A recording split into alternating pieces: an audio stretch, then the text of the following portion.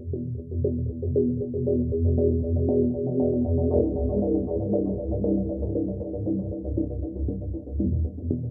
gengs, kali ini Jalan Tikus bakalan bahas sejarah di balik kelamnya tragedi penembakan misterius yang terjadi di Indonesia.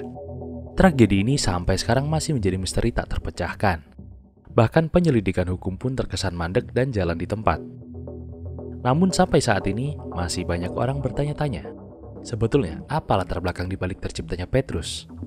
Buat kamu yang penasaran banget, yuk kita simak videonya. Petrus atau penembak misterius.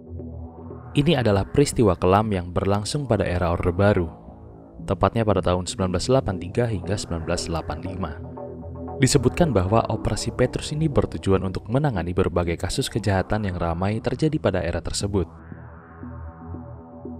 Beragam versi pemberitaan tentang korban Petrus bertebaran. Salah satu versi mengatakan bahwa Operasi Petrus ini telah memakan korban hingga 3.000 orang atau bahkan lebih. Adapun korban-korbannya meliputi penjahat, residivis, preman, dan disebutkan juga ada korban salah target. Karena pada masa itu, Operasi Petrus ini dianggap efektif untuk menumpas para pelaku kejahatan, maka operasi ini pun berlangsung di beberapa daerah.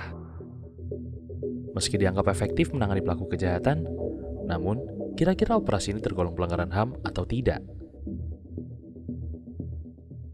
Pada awal 1980-an, telah banyak ditemukan warga Indonesia yang tewas, bahkan kian tahun terus meningkat. Panglima Angkatan Bersenjata Indonesia, Jenderal Leonardus Benjamin Murdani, mulanya menyalahkan kasus pembunuhan ini kepada geng.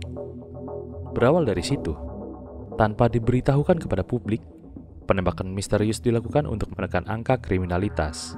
Operasi ini rencana akan dilakukan bulan Maret 1983 oleh Komandan Garnison Yogyakarta, Letkol M. Hasbi. Namun setelah berita ini tersebar, beberapa penjahat menyerahkan diri. Beberapa ditembak, ada yang melarikan diri, dan yang lainnya berhenti melakukan kejahatan. Korban Petrus biasanya ditemukan dengan ciri-ciri yang hampir sama. Korban Petrus umumnya memiliki 3 luka tembak di tubuhnya. Selain luka tembak, beberapa korban Petrus sebagian besar juga ditemukan dengan luka cekik di lehernya. Di atas mayat yang dibiarkan tergeletak, pelaku penembakan biasanya akan meninggalkan uang Rp10.000 untuk biaya penguburan. Ternyata, peristiwa Petrus ini membuat angka kejahatan menurun secara signifikan, khususnya tahun 1983. Kejahatan kekerasan di Yogyakarta menurun dari 57 menjadi 20, dan Semarang menurun dari 78 menjadi 50. Berkat keberhasilan ini, pemerintah terus melanjutkan Petrus. Intelijen polisi memberi Komandan Garnison daftar orang-orang yang termasuk jadi tersangka kejahatan. Garnison kemudian membuat daftar baru dan mengeluarkan ultimatum publik kepada semua galis atau preman untuk segera menyerah ke markas Garnison tanpa perlu menyebutkan nama. Mereka yang merasa preman harus menandatangani pernyataan setuju menahan diri dari kegiatan kriminal. Jika tidak, mereka akan menghadapi tindakan tegas dari pihak berwajib.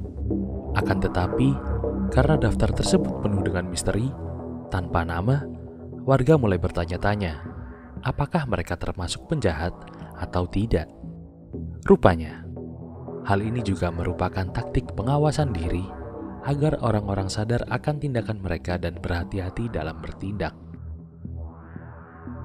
Kendati taktik ini berhasil, Soeharto tetap tidak mengakui bahwa aksi pembunuhan dan fakta mengenai Petrus yang sudah terjadi itu dilakukan oleh militer. Bagi Soeharto, para pelaku kriminal yang melawan harus ditembak. Namun, setelah terjadi banyak silang pendapat serta mendapat tekanan dari internasional, operasi ini berakhir pada 1985. Itu tadi merupakan sejarah kelam dari penembakan misterius di Indonesia. Sebagaimana kita tahu, sebenarnya Petrus memang menjadi polemik terutama pada aspek hak asasi manusia.